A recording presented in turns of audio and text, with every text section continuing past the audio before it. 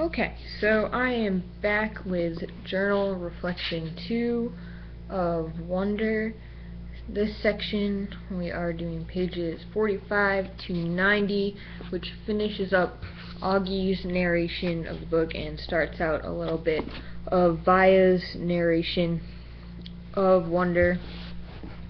And I have just a few things to note about in this journal reflection section. In the beginning we see that Augie is continuing his first day of school sitting in the back of the classrooms, or rather hiding in the back of classrooms. And we see that no one is really sitting near him for most of the first few weeks, and especially the first day. He explains later that it's like he has the cheese touch from Diary of a Wimpy Kid. He kind of has that cootie syndrome going on where nobody wants to sit next to him except for Jack Will. Doesn't mind it. Kids even go to the extremes of sitting 2 to 1 desk seat to avoid sitting near him because he has the cheese touch syndrome from Diary of a Wimpy Kid. And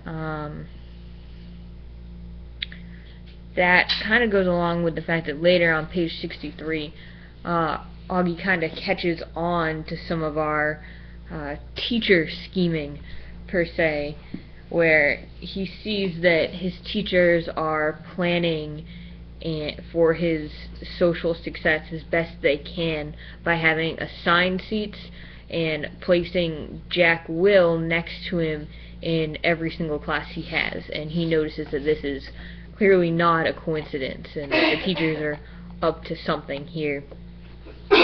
Which makes me think if the kids in middle school that I have are so quick to catch on to these teacher schemes as well, because as a student I remember thinking I always had it figured out, and then once I got to my teacher education and my internships, I really started thinking there was so much that I didn't know, but at the same time that I probably could have caught on to, like these assigned seating arrangements that were so coincidental.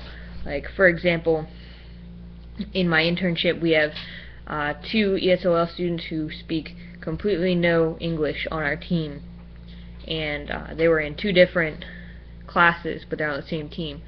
So we switched their schedules so that they had every class together, and every class they were sitting next to each other so that they could help each other.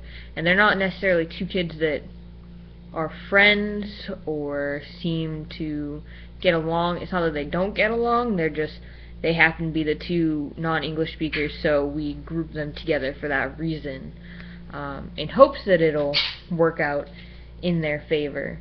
We'll see throughout the year how that goes. But clearly they must have caught on, and that was the reason that they're in all their classes together now. Unfortunately, at the end of this section we find out about Jack Will's betrayal of Augie on Halloween and how he gets sick, and this seems to be symbolic of a lot of cases of bullying where students will pretend to be sick and say that they need to stay at home. Some of the more positive notes about this chapter, the precepts, they seem like a good strategy for all students really in all grades.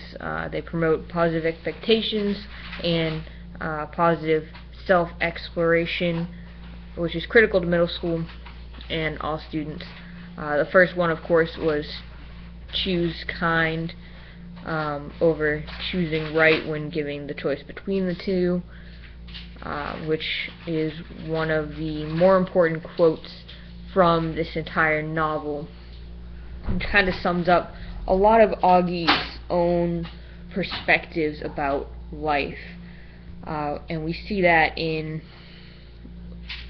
especially in the section where he shows us more and more about himself, like when he has his birthday party and he wants to make sure he invites everybody in the class, even the kids who have been mean to him, because he doesn't want anybody to feel left out. His character is really really developing a lot more in this section as we finish up his narration. We see that he's very self-conscious about his eating. More of his self-consciousness about his appearance does come out. He tries to put on that brave face and he tries to laugh it off as much as he can, but sometimes he just can't. Like at one point when he is crying that he's ugly after his first day, and his parents were like, oh, he's lashing out, he's being quiet, he's not being the same, and that seems like pretty, I'm not going to say clear signs, but pretty universal signs that something is wrong. That seems to be the stages that sometimes students this age, or sometimes all people, take when they're dealing with too much adjustment and too much emotion all at once. So as Augie's adjusting to his new school on the first day, he's overwhelmed with everything that's going on. So he gets quiet and he starts lashing out, and then he waits and he waits and he waits until the right time with his mother to really reveal his emotions and break down and allow himself to cry and, you know, let down his guard that he has built up for so many years so strongly because of what he's had to face, and the adversity that he's had to face himself. But sometimes these students might need that quiet time to adjust and reflect, especially at the beginning of the year, especially when transitioning to new schools.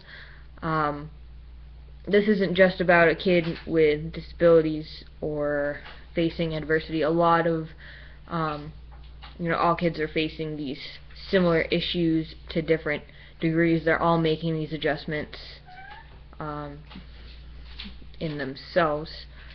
So he's facing quite a lot of what a normal middle schooler is at this period as well. Let's see. I noticed a lot of good literary and social references in this section. References to The Hobbit, Beauty and the Beast, Star Wars, Diary of a Wimpy Kid.